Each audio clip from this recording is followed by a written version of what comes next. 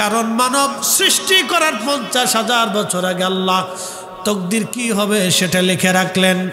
শুধু মানব জাতির তকদির না, বর্তমানে পৃথিবীতে 4 লক্ষ প্রজাতির জীব আছে।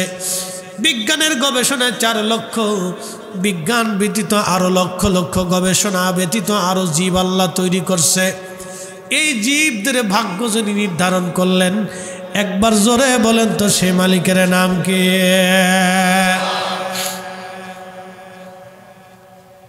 আল্লাহ পাক কালাম সৃষ্টি করলেন, এরপরে আমার আল্লাহ আসমান বানাইলেন, জমিন বানাইলেন, তরল পাতা, পাহাড় পর্বত, নদী নালা, সাগর মহাসাগর বানাইলেন। এরপরে আমার আল্লাহ পাক এই দুনিয়ার মধ্যে একটা জাতি পাঠাইলেন, জিন। জিনেরা পৃথিবীতে কোটি কোটি বছর বিচরণ করলো। জিন আল্লাহ বলেন ওয়া খালাকাল জান্না মিন মারিজিম মিন নার। আল্লাহ জিন জাতি বানাইয়া, জিন জাতির আদি পিতার নাম ছিল তারান্নুস, হায়াত পেয়েছিল 60,000 বছর। তারান্নুস থেকে জিন জাতির উদ্ভব হলো। কোটি কোটি জিন পৃথিবী বিচরণ করলো। আজকে যেই জমিনে মানব জাতি বিচরণ করে, এই জমিনে জিন জাতিদের আবাদ ছিল। জিনেরা এই জমিন আবাদ করত, জিনেরা এই জমিনে থাকতো। কিন্তু জিনদেরকে আল্লাহ আগুন দিয়ে বানানোর কারণে তারা উচ্ছৃঙ্খল ছিল এবং তারা বেয়াদব ছিল।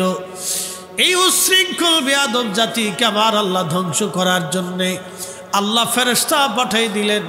ফেরেশতা পাঠাইয়া কোটি কোটি জিন জাতিকে আল্লাহ ধ্বংস করলেন। কোনো জিন পাহাড়ের গুহার মধ্যে পালাইল, কোনো জিন সাগরের নিচে যায় পালাইল, কোনো জিন বিজবন আমাজন জঙ্গলের মধ্যে যায় পালাইল। এই সব জিন জাতিদেরকে আল্লাহ জমিন থেকে তাড়াই দিলেন, তারা জমিন থেকে চলে গেল। আল্লাহ পাক এই জমিনে মানব জাতি বানানোর জন্য আল্লাহ পাক ফেরেশতাদেরকে ডাক দিলেন। ফেরেশতাদেরকে ডাক দিয়ে আল্লাহ বলেন ইন্নী জাইলুন ফিল আরদি খলিফা।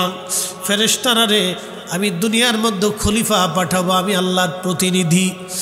এমন প্রতিনিধি পাঠাবেন কি ক্বালু আতাজআলু ফিহা মাইয়ুফসিদু ফিহা ওয়া ইয়াসফিকুদ দিমা।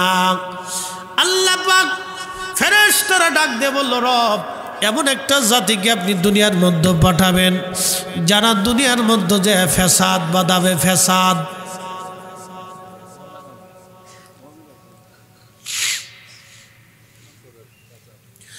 দুনিয়ার ভিতরে এই জাতি যে ফ্যাসাদ বাঁধাবে, অশান্তি করবে, বিশৃঙ্খলা বাঁধাবে। আল্লাহ আপনি কি এমন জাতি দুনিয়ার মধ্যে পাঠাবেন যারা মারামারি রক্তপাত করবে? ফেরেশতারা কিন্তু বলেন আল্লাহ ওরা নামাজ পড়বে না, ওরা রোজা করবে না, ওরা হজ করবে না, এই কথা বলে নাই। ফেরেশতাদের আপত্তি ছিল 2টা। একটার আপত্তি মাইয়ুফসিদু, ওরা ফ্যাসাদ বাঁধাবে, বিশৃঙ্খলা বাঁধাবে, অশান্তি বাঁধাবে। আজকে 1400 বছর ধরে আমরা নাভির নিচে হাত বেঁধে নামাজ পড়ি, তারাবির নামাজ 20 রাকাত আদায় করি, 3 রাকাত বেতরের নামাজ আমরা আদায় করি। 1400 বছর আমার কালেমার মধ্যে ভুল ধরল না কেউ। আজকে এই আল্লাহর ওলিদের দেশে এসে আমার নামাজে, আমার কালেমায়, আমার ওই তারাবিতে, আমার বেতরের নামাজে যারা ভুল ধরিয়া আমার মসজিদের মধ্যে যারা ফিতনা ফাসাদ বাধাই দিল, ওরাই হলো বর্তমান শয়তানের দালাল। কথা বুঝেন নাই মনে হয়? বুঝে যাওয়াটা জরুরি।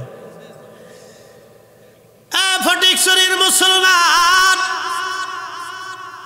ফেরেশতারা বল ওরা ফিতনা বাঁধাবে, ফাসাদ বাঁধাবে, অশান্তি বাঁধাবে, বিশৃঙ্খলা করবে। আল্লাহ এমন জাতিকে তুমি দুনিয়াতে পাঠাবা।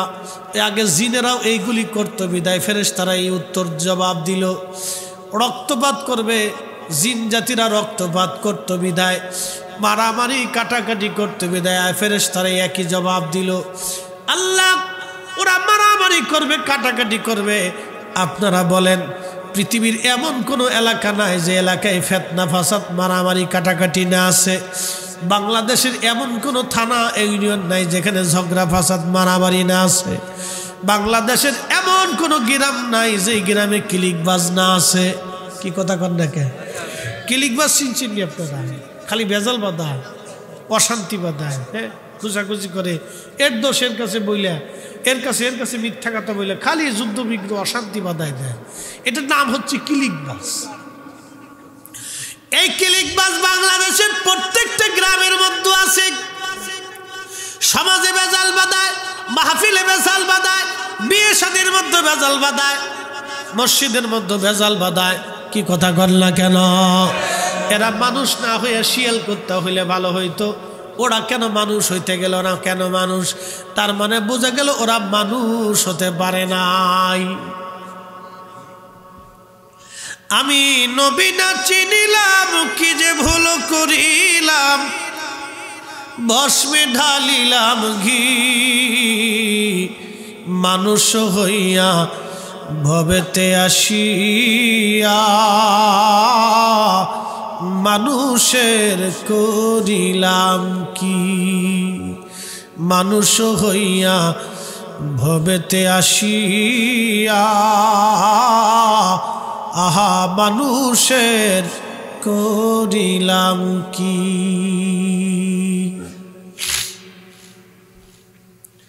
মানুষ হওয়া লাগবে। মানুষ যেহেতু মানুষ করে আল্লাহ দুনিয়াতে পাঠাইছে, মানুষ হওয়া লাগবে। মানুষ যেহেতু আমরা মানুষ। আল্লাহু আকবার। জিন জাতিরা মারামারি কাটাকাটি করত, অশান্তি বিশৃঙ্খলা ফিতনা ফাসাদ বাঁধাইতো।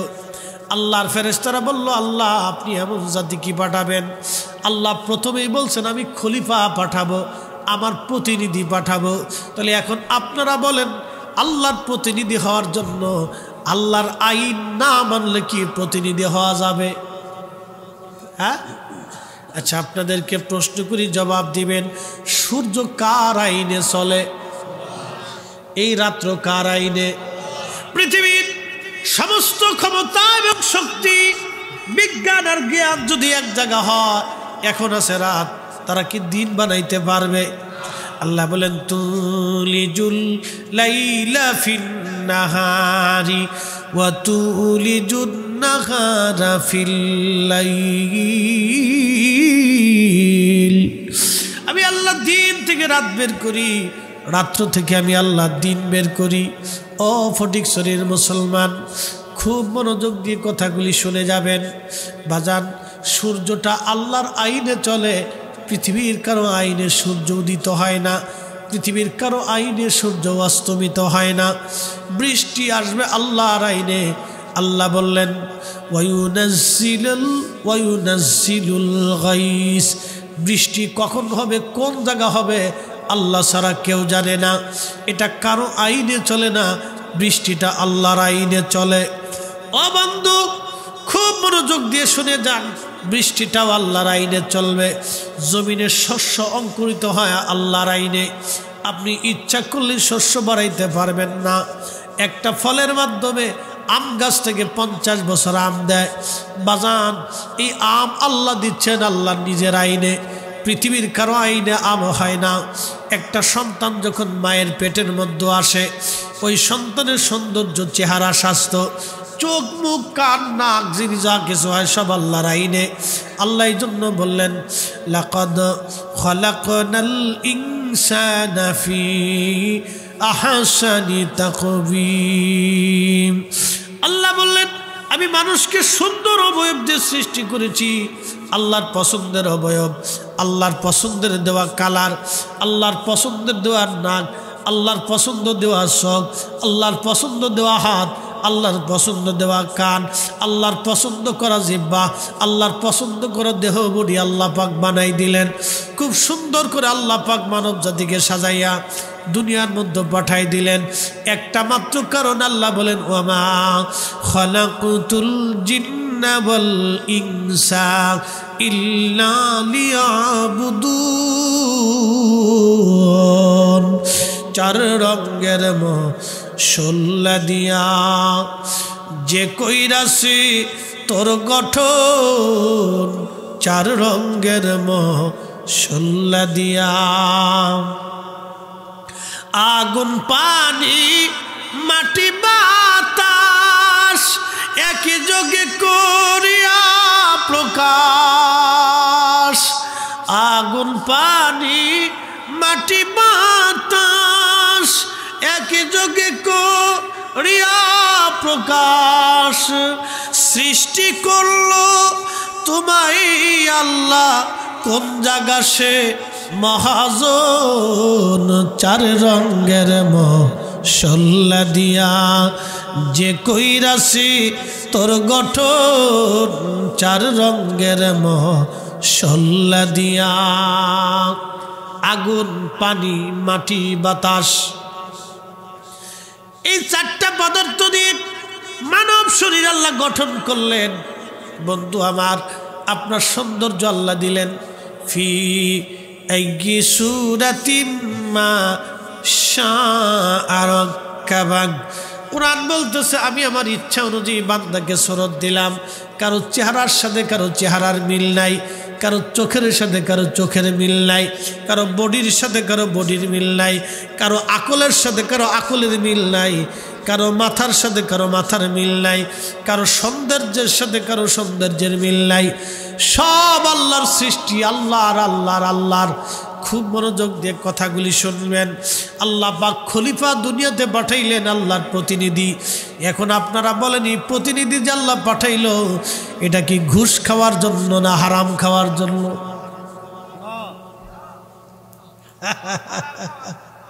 বুঝতেছি ওয়াজ শুনতেছেন আপনারা, একটু টেস্ট করে দেখলাম না কষ্ট হচ্ছে। একসাথে বলেন চলবে? মনে হইতেছে যে না খোদাই লাগছে। চলবে একসাথে জোরে বলি তো আল্লাহু আকবার। ঠিক আছে, একবার বেশি রাত করবো না, তাম হয় না ইনশাআল্লাহ, একটু চালাই বুঝে যান। আল্লাহ যে তার খলিফা বানাইলেন প্রতিনিধি, আল্লাহর প্রতিনিধি চারটেখানি কথা না। আমরা মালিকের প্রতিনিধি, স্রষ্টা। এই জন্য জিনদের মধ্যে কোনো অলি নাই, দেখবেন জিনদের মধ্যে কোনো অলি নাই।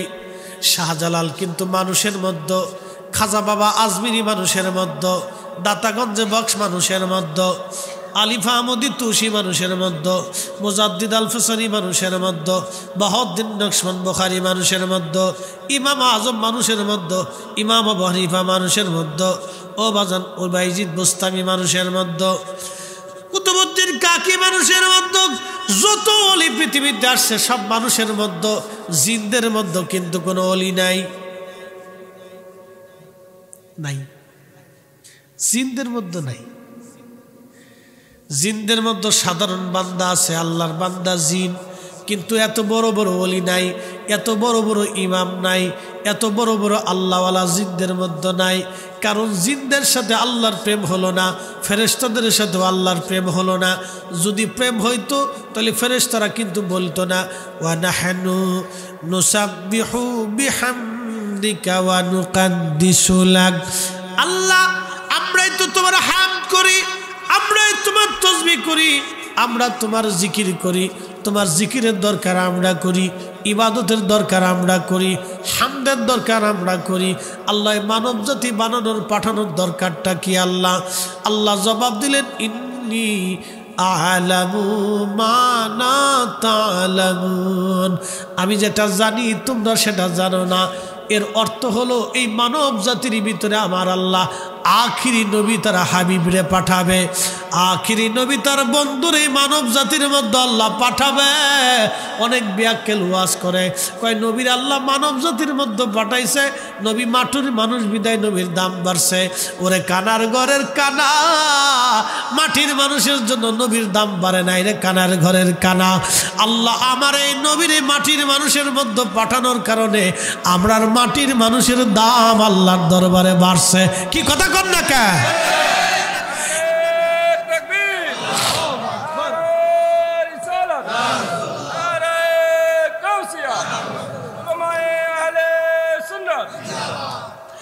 এই মাটির মানুষের দাম হলো মানব জাতির কারণে, মানব জাতির দাম হলো আমাদের নবী মানব জাতির ভিতরে পাঠানোর কারণে।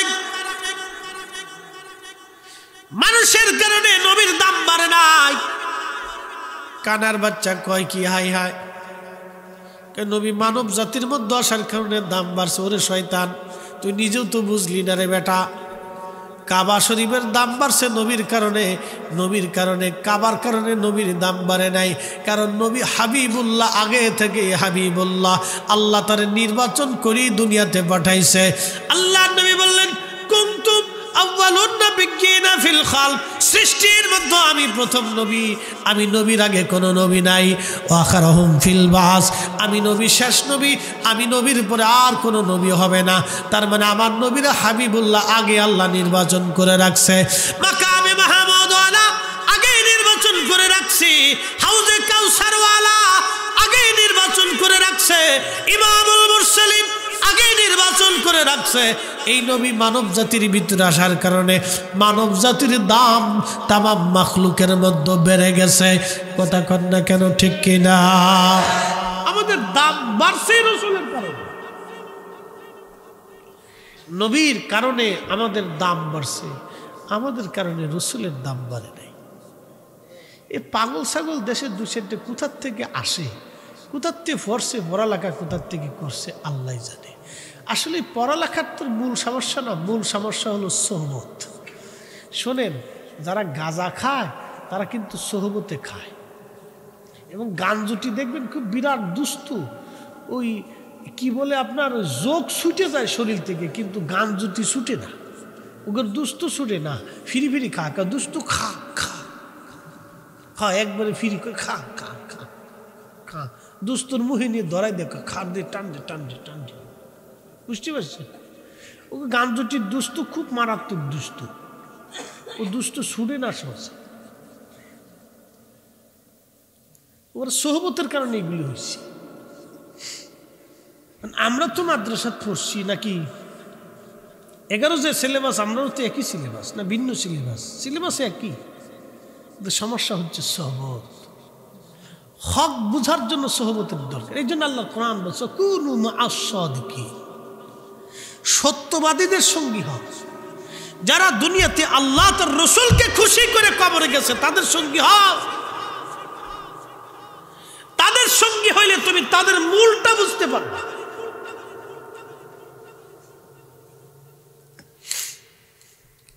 ফটিকছড়িবাসী খুব মনোযোগ দেন,